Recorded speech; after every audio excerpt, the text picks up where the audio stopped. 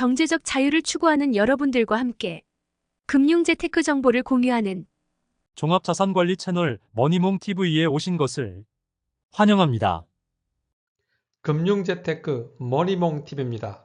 오늘 영상은 최근 시장의 변동성이 커지고 있습니다. 이러한 상황에서 연 10%, 15% 분배금을 지급하는 커버드콜 전략을 활용하는 월배당 ETF, 특히 기초자산이 아주 대표 지수죠. S&P 500 지수로 구성된 그 커버드콜 ETF에 대한 최근 분배율과 수익률을 한번 점검해 보는 시간 갖도록 하겠습니다. 그리고 또 하나 월지급형 ELS, ELT, 원화와 달러로 투자할 수가 있습니다. 과연 월지급식 ELS는 월배당 ETF에 비해서 안전할까요? 그리고 커버드콜 ETF와 월지급형 ELS의 차이점은 구체적으로 뭐가 있는지 문의하시는 분들이 종종 있어서 오늘은 이러한 주제를 가지고 영상 진행하도록 하겠습니다. 자, 월배당 커버드콜 ETF 대표적인 11개 섹터로 구성된 S&P 500 지수입니다. 가중평균 방식과 시총 방식으로 구성되어 있죠. 자, 특히 나스닥백과는 다른 점이 금융 섹터가 있다는 점이 차이점입니다. 그러면 최근에 국내에서 S&P 500을 기초자산으로 하는 커버드콜 ETF 많은 분들이 관심을 갖고 있는 네 가지 그 섹터를 한번 뽑아봤습니다. 첫 번째, 코덱스에서 나온 미국 S&P 500 데일리 커버드콜 OTM입니다. 목표 분배율은 연 15%. 그런데 최근 그 분배율이 0.93%, 목표 분배율을 달성하지 좀 못한 아쉬움이 있죠. 기초자산은 역시 S&P 500 상승률이 한 90%까지 쫓아가고요. 그러기 위해서는 콜옵션 매도 비중을 만기 하루짜리 데일리 옵션, 제로데이 옵션을 활용해서 10% 정도 비중으로 구성되고, 또 하나 차이점은 S&P 500 지수의 하루 일일 상승률을 1%까지 쫓아가는 OTM 전략, 상방이 열려있는 전략을 활용하고 있습니다. 그리고 환의 노출형으로 있는 환 노출형으로 구성되어 있고요. 또 월말 배당입니다. 반면에 한투에서 나온 에이스 미국 500 데일리 타겟 커버드콜 합성 같은 경우는 똑같이 목표 분배율이 연 15%. 그런데 최근 월 분배율이 1.31%로 역시 목표 분배율을 그 아웃퍼폼하는 모습을 보실 수가 있습니다. 기초자산은 똑같이 미국 대형주 500, 거의 S&P 500과 유사하고요. 역시 똑같이 데일리 옵션 10% 비중. 근데 차이점은 아까 코덱스는 1% OTM 전략, 여기 에이스는 0.7% OTM 전략을 쓰는 점이 차이점이고, 그리고 코덱스는 월말 배당인데 여기는 월중 배당이라는 게 차이점이라고 볼 수가 있습니다. 그리고 세 번째, 솔, 미국 500 타겟 커버드콜 액티브 같은 경우는 목표 분배율을 한 연 12% 정도 잡고 역시 월 분배율을 1.1%로 초과 달성한 것을 보실 수가 있습니다. 자, 똑같은 요거 같은 경우는 이제 위클리 옵션 전략도 아주 포함되어 있어요. 그 이유는 뭐냐면 액티브 전략이죠. 액티브 전략이란 거는 그 시장 상황에 따라서 자산운용사의 펀드 매니저의 전략이 개입이 되기 때문에 위클리 옵션을 쓸 수도 있고 데일리 옵션 상황에 따라서 번갈아 가면서 쓸 수 있는 게 장점이 될 수도 있고, 또 시장 상황과 안 맞으면 이게 또 단점이 될 수가 있겠죠. 자, 그리고 목표 분배율은 타겟 커버드 콜로 월 1% 월말 배당입니다. 그 다음에 네 번째, 타이거에서 나온 미국 S&P 500 타겟 데일리 커버드 콜 같은 경우는 목표 분배율은 조금 한 연 10% 정도로 좀 안정적으로 잡고 역시 분배율은 0.84%로 달성을 했습니다. 그리고 초과 수익 부분은 재투자해 가지고 ETF의 전체 그 수익률을 높이는 쪽으로 전반적으로 어떤 균형을 좀 잡았다 이렇게 보실 수가 있죠. 네, 월말 배당입니다. 자, 그래서 여러분들은 이 네 가지 커버드콜 ETF 중에서 주로 어떤 걸 많이 하십니까?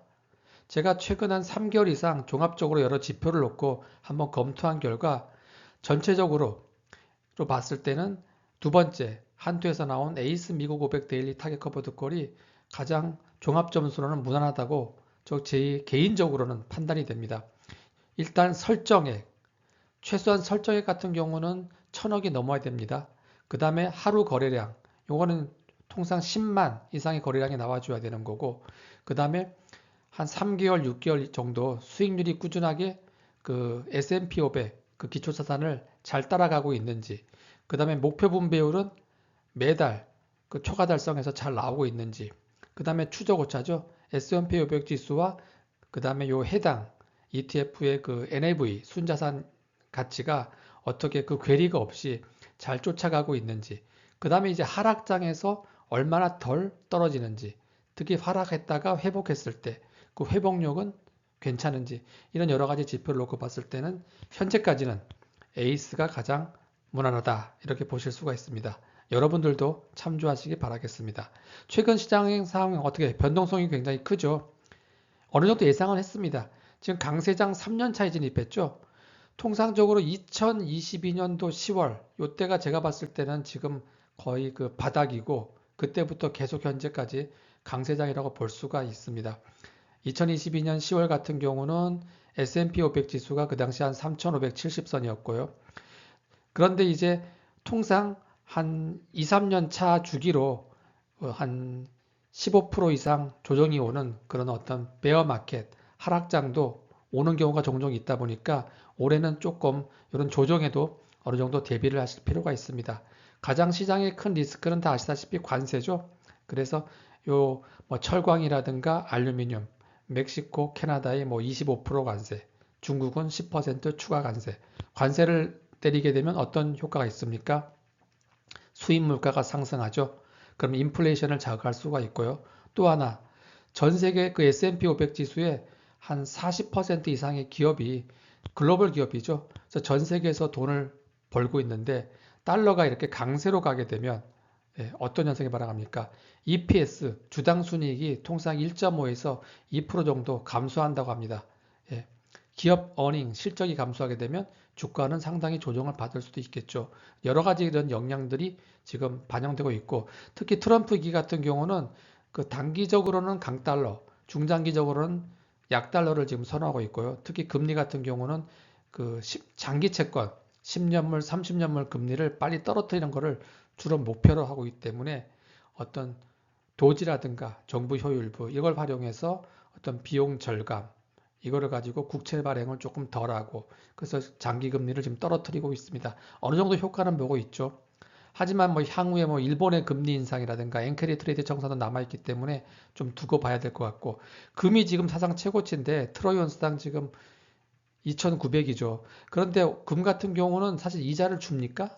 이자도 안 주는 이런 자산이 항상 이렇게 사상 최고치를 기록할 때는 전반적으로 시장 상황이 좋은 건 아니에요. 주식 시장에는 어느 정도 부정적일 수도 있기 때문에 이것도 참조하시기 바랍니다.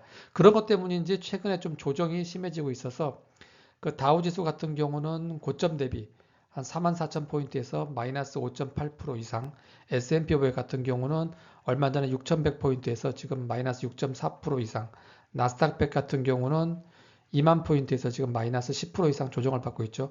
통상 대표 지수인 S&P 500이 5% 이상, 나스닥이 한 10% 이상 조정받을 때가 저희는 1차 분할 매수 시점입니다. 그래서 적립식으로 하신 분들은 그냥 놔두시면 되고, 혹시 이제 분할 매수로 들어가기 위해서 현금을 갖고 계신 분들은, 내가 만약에 ETF에 5천만 원을 넣겠다 하시는 분들은 한 1,000만 원씩 5번을 나누는데 지금이 1차, 2차 분할 매수 시점이다 라고 보시면 되고, 이렇게 나눠서 들어가셔야만 안전마진을 확보할 수가 있죠. 이게 바이더딥 전략이에요. 안전마진을 확보하셔야만 나중에 원금 손실 없이 안정적인 인컴 수익과 투자 수익률을 활용하실 수가 있습니다. 그래서 분할 매수를 할 때 제가 이제 여러 가지 그 지표 중에 참고하는 지표가 요 빅스 지수, 요게 변동성 지수죠. 요 빅스 지수가 통상 한 25 정도 이상 됐을 때 좀 시장이 공포에 질릴 때입니다. 그 다음에 Fear and Greed 인덱스 지수라고 해가지고 공포 탐욕 지수가 20 이하로 떨어졌을 때, 최근이 이런 상황이죠.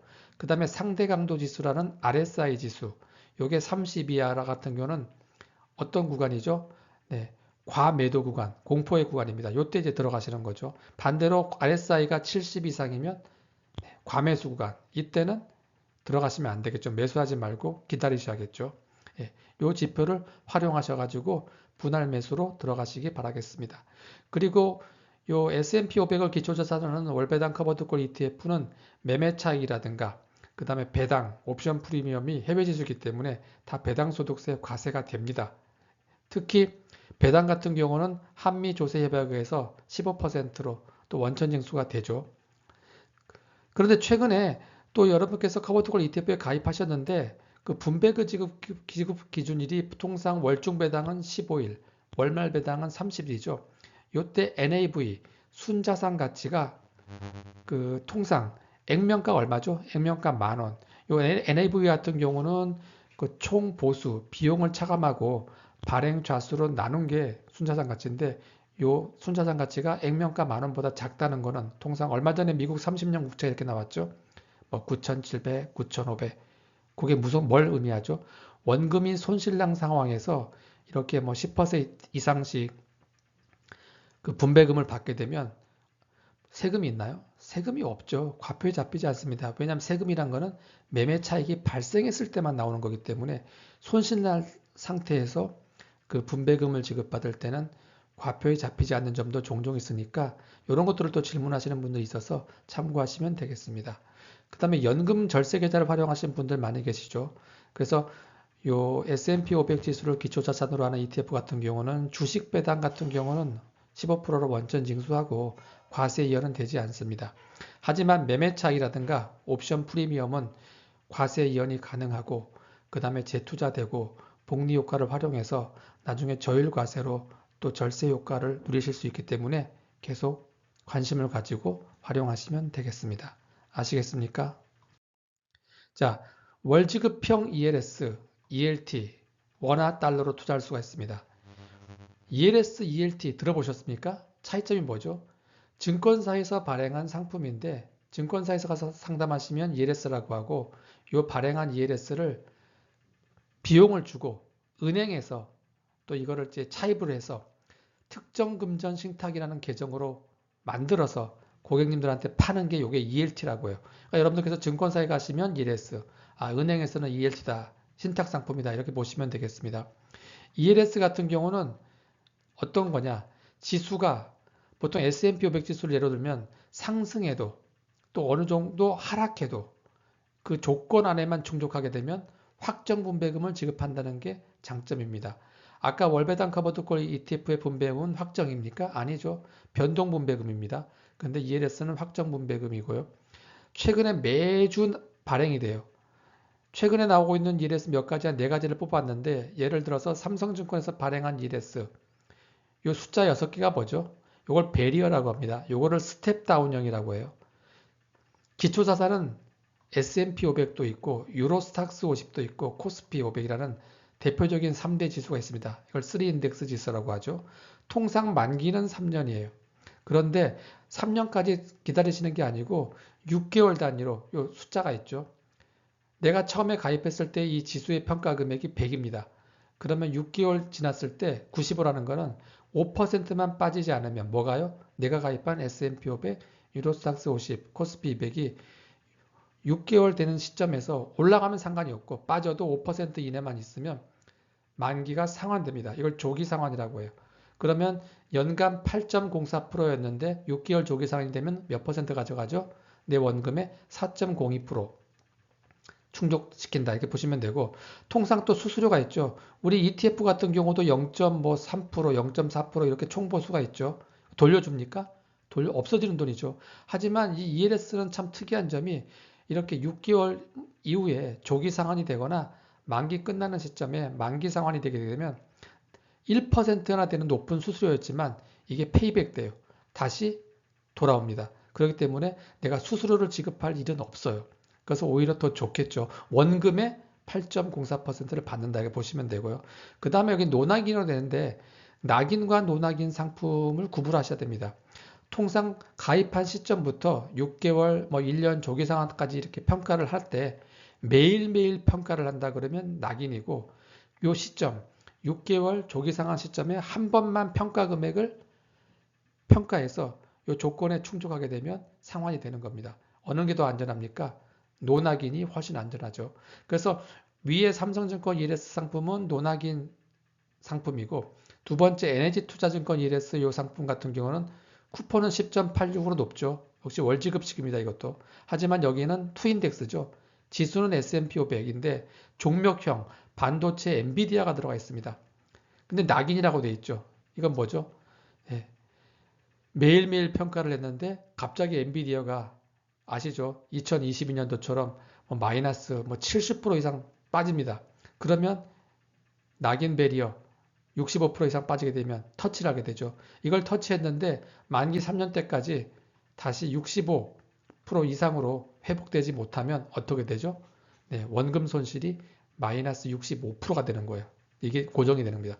굉장히 리스크가 크다는 거죠. 그래서 가능하면 여러분들께서는 안정적인 그 지수형으로 하시거나 그리고 노낙인 형태로 들어가시면 그 ELS를 또 효과적으로 자산 배분 차원에서 활용하실 수도 있습니다. 제가 왜 이렇게 ELS를 또 설명드리냐면요. 최근에 이번 주에 시장의 변동성이 굉장히 컸죠.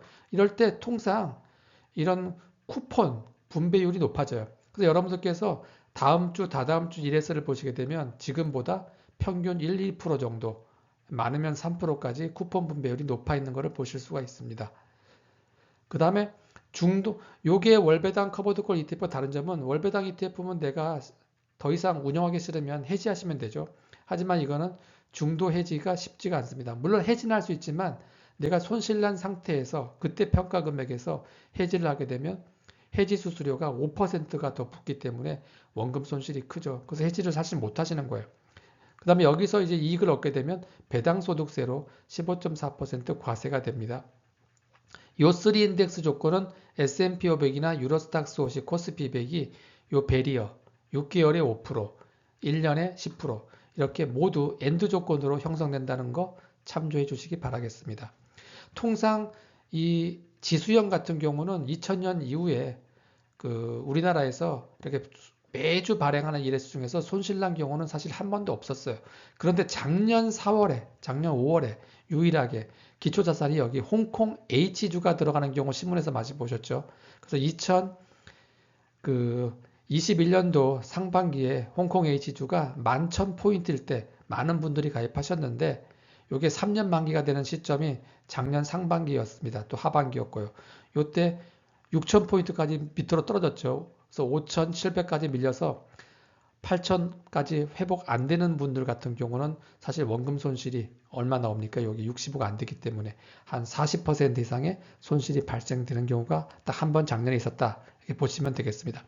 종목형 같은 경우는 사실 리스크가 커요. 그래서 여기에 뭐 엔비디아나 테슬라나 요새 뭐 팔란티아나 이렇게 들어가는 경우도 있는데 가능하면 종목형으로 ELS를 하실 필요는 없고 낙인보다는 노낙인 대표 지수로만 하신다면 그 월배당 커버드콜 ETF를 주로 하시면서 이렇게 시장의 변동성이 클 때 분배율이 뭐 한 10% 이상 나올 때 그냥 한 25% 정도 비중으로 포트폴리오 분산 투자를 하시면 효과적이라고 말씀드릴 수가 있습니다. 그래서 마지막 베리어 같은 경우는 한 60에서 65 정도에 맞춰서 하시게 되면 큰 무리는 없이 투자하실 수가 있습니다. 그리고 이 ELS, ELT 같은 경우는 우리 IS 계좌, 신탁형과 중개형 계좌도 담으실 수가 있어요. 그리고 나중에 여기서 조기 상환이 되시면 이익이 나죠. 요 이익 같은 경우는 과세이연이 되고요. 나중에 다른 손실난 종목과 상계 처리돼서 손익통산을 적용해서 ISA 같은 경우는 뭐 200만 원까지 비과세, 서민영은 400만 원, 그 초과분에는 9.9% 분리과세, 절세 혜택을 받으실 수가 있습니다. 하지만 제 개인적인 생각은 굳이 ISA 계좌에 ELS를 담으실 필요는 없어요. 예. IS 계좌 같은 경우는 목돈 만드는 게 주 목적이기 때문에 투자 수익이 좋죠. 그래서 대표적인 우상향 하는 미국의 대표 지수 S&P 500이나 나스닥 100, 조금 더 공격적인 투자 성향을 갖고 계신 분들은 뭐 필라델피아 반도체 지수나 아니면 S&P 500의 2배, 나스닥 100의 2배 레버리지 상품을 IS 계좌에 놓고 한 3년, 5년 이렇게 운영하시는 것도 좋은 방법이라고 저는 판단이 됩니다. 여러분들의 생각은 어떠십니까? 자, 그래서 오늘 영상은 그 기초자산이 S&P 500인 월배당 커버드콜 ETF의 최근 분배율과 수익률을 한번 알아보는 시간을 가졌고요. 그리고 그것과 또 하나의 특징이 있는 월지급형 ELS, ELT에 대해서 한번 참조로 알아보는 영상으로 진행했습니다. 어떻게 도움이 되셨습니까? 궁금한 점은 언제든지 댓글로 남겨주시고요. 그리고 이러한 영상을 또 앞으로도 계속해서 나는 꾸준히 보고 싶다 하시는 분들은 구독, 좋아요, 알림 설정 버튼 한번 눌러주시면 저에게는 큰 힘이 되겠습니다. 자, 그럼 다음 영상에서 또 찾아뵙도록 하겠습니다.